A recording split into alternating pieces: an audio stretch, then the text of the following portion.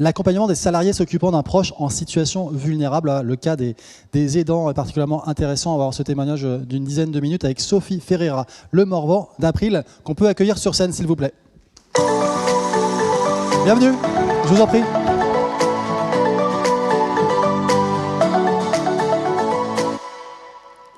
Alors, bonjour à tous, je vais vous parler effectivement d'un sujet particulier qui est celui des aidants. Et peut-être en introduction, avant de vous dire pourquoi le groupe April s'intéresse en tout cas au sujet des aidants, un petit sondage si vous voulez bien participer. Est-ce que les personnes qui ont déjà entendu parler de ce mot d'aidant veulent bien lever la main? Ah ben c'est pas mal. C'est mieux je pense que la société civile. Le groupe April, c'est un courtier grossiste en assurance dommages et assurance de personnes, qui a créé une fondation d'entreprise en 2008. Et depuis 2015, cette fondation d'entreprise s'intéresse au sujet des aidants, notamment en éditant et en réalisant avec BVA un baromètre annuel des aidants en France. Et donc, depuis 2015, on observe ce que sont les aidants, quelles sont leurs problématiques. Et en parallèle, bien sûr, ça nous a conduit au fur et à mesure à développer aussi en interne une politique envers nos propres salariés aidants. Et je vais donc vous exposer tout cela. Donc sur les aidants, vous avez plutôt pas mal répondu en matière de connaissances aidants. Globalement, ce que nous dit le baromètre annuel, c'est qu'on a moins d'un Français sur deux, 47% exactement, qui ont déjà entendu parler du terme. Ça a chuté, ça avait augmenté à partir de 2019 avec la création de la stratégie nationale des aidants par le gouvernement. Ça a beaucoup progressé pendant le confinement parce qu'on a entendu parler de certaines difficultés de fermeture d'établissements et donc du rôle majeur des aidants familiaux dans ce cadre-là. Et puis là, c'est un petit peu redescendu. Un aidant, c'est quoi? C'est une personne qui apporte de manière régulière et de manière bénévole une aide à un proche, qui n'est pas forcément un membre de sa famille. Mais en tout cas, on est bien sur de la régularité de l'aide et du bénévolat. On peut aussi entendre parler d'aidants familiaux, mais qui sont des personnes rémunérées, qui font partie de l'aide à domicile. Là, ce n'est pas le cas. Et dans le baromètre de la Fondation April, on prend en compte les personnes qui consacrent plus de 5 heures par semaine à cette aide à un proche. Si bien qu'on arrive, quand on exclut les moins de 18 ans, on arrive finalement à un Français sur 5 qui est un aidant, soit 11 millions de personnes. Ce qui est extrêmement intéressant, ce que nous a appris le baromètre aussi, c'est que parmi les non-aidants, donc le reste de la population française, 57% imaginent devenir un jour aidant.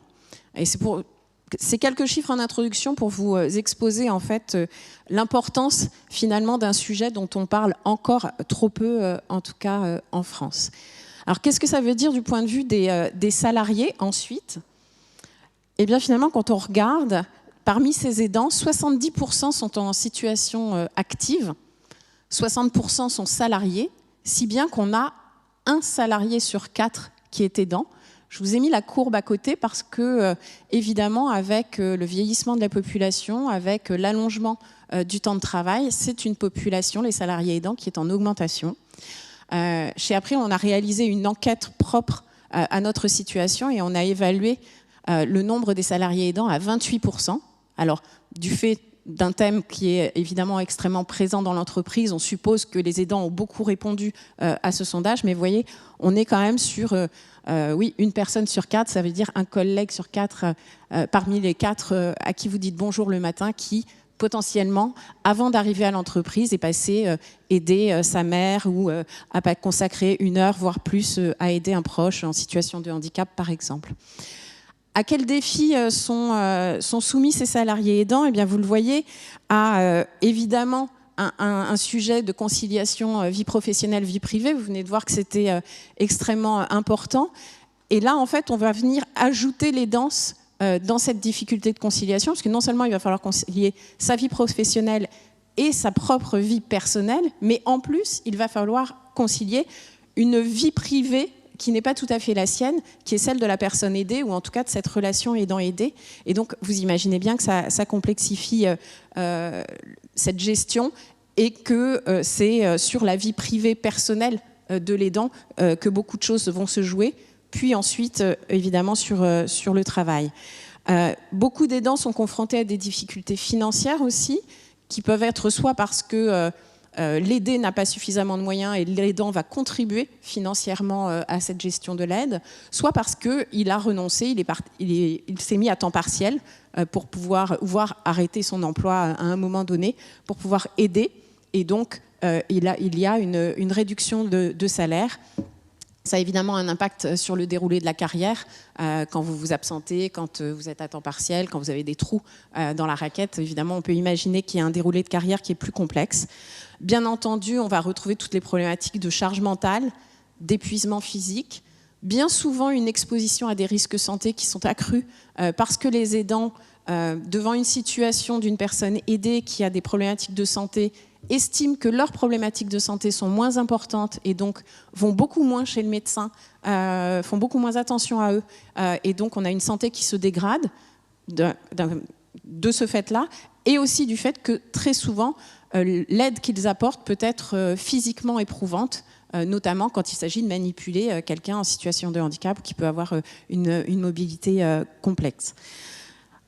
Dans le monde du travail, évidemment, être salarié aidant, c'est aussi des difficultés en termes d'image que l'on peut donner. Ça peut être quelqu'un qui arrive systématiquement en retard, quelqu'un qui va prendre des coups de fil en pleine réunion.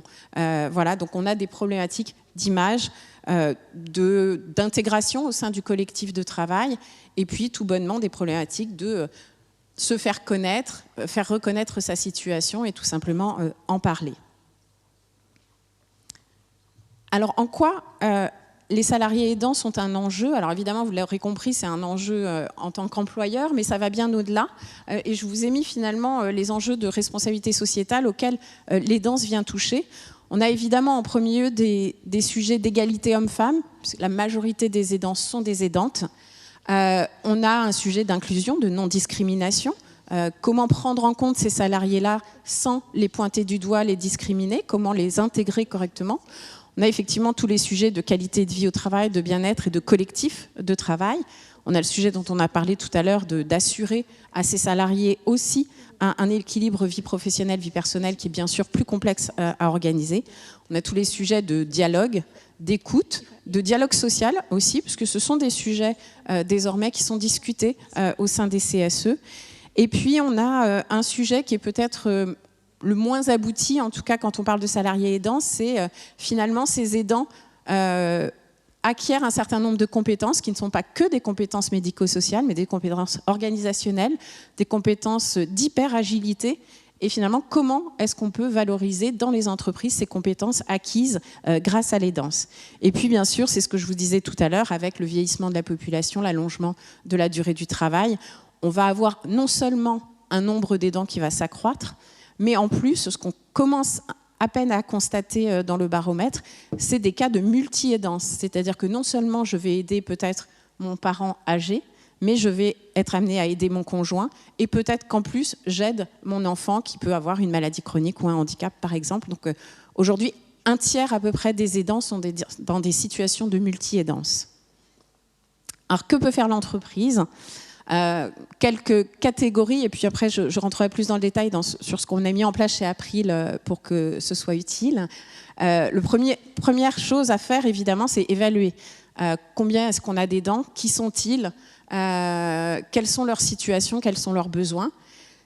Deuxième et troisième, c'est tout ce qui touche à la communication. Comment est-ce qu'à la fois on sensibilise finalement à cette cause ou à l'existence des salariés aidants, comment on communique et comment on permet que les salariés aidants puissent s'exprimer et puissent évoquer leur situation dans l'entreprise.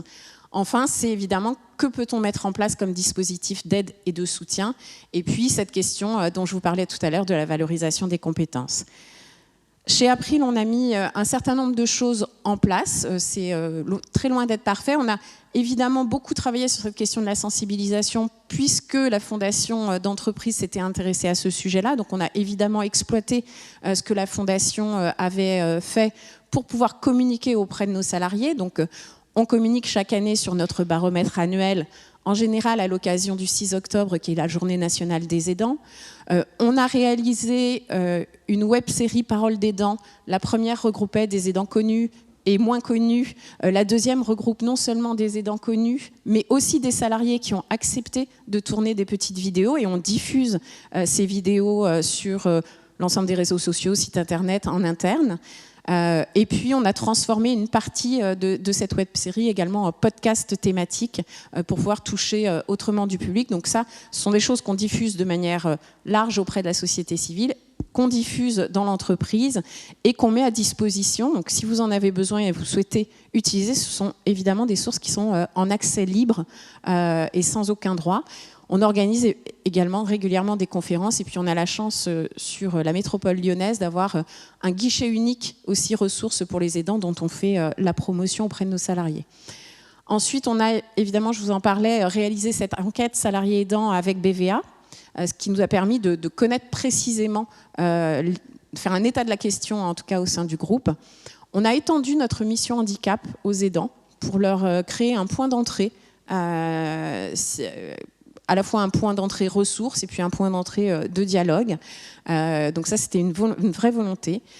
Et on a mis en place un certain nombre de dispositifs de soutien. Dans notre accord handicap, qui du coup est un accord handicap et aidance, on a évidemment intégré le don de RTT, les journées proches aidants, comme on a créé des dons de RTT et des journées pour les personnes en situation de handicap. On a créé un guide dédié ressources du salarié aidant, qui lui permet à la fois de gérer sa situation d'aidance au travail et en même temps de l'aider et de lui mettre à disposition tout ce qui existait en termes d'aide de droit commun. Nous avons un service April For Me qui est un guichet unique aussi, qui permet d'avoir une aide sociale, psychologique et administrative avec un dispositif dédié pour les aidants. Et puis nous avons, dans l'ensemble de nos accords que nous sommes en train de travailler, là nous sommes en train de retravailler un accord génération, intergénérationnel. On prend en compte les aidants et tous les dispositifs que traditionnellement dans lesquels on avançait l'âge pour les personnes en situation de handicap. Désormais, on fait la même chose également pour les salariés en situation d'aidance. Et enfin, on a essayé de déployer, on essaye en tout cas de déployer aussi auprès de nos clients ce que l'on fait en interne, c'est-à-dire typiquement ce questionnaire, cette enquête a pris l'entreprise qui vend des contrats de complémentaires collectifs, met à disposition des DRH qui sont ses clients ce questionnaire, et à travers l'association des assurés April, on a également une aide sociale et une écoute dédiée aux personnes en situation d'aidance.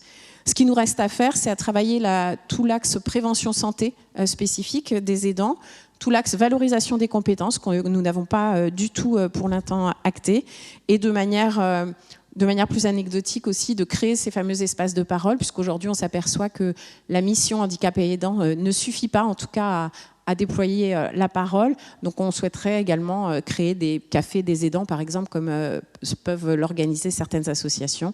Et puis à terme, pourquoi pas envisager une labellisation. Merci beaucoup. Voilà. Quelques ressources si vous le souhaitez. Merci beaucoup. On peut applaudir. Merci.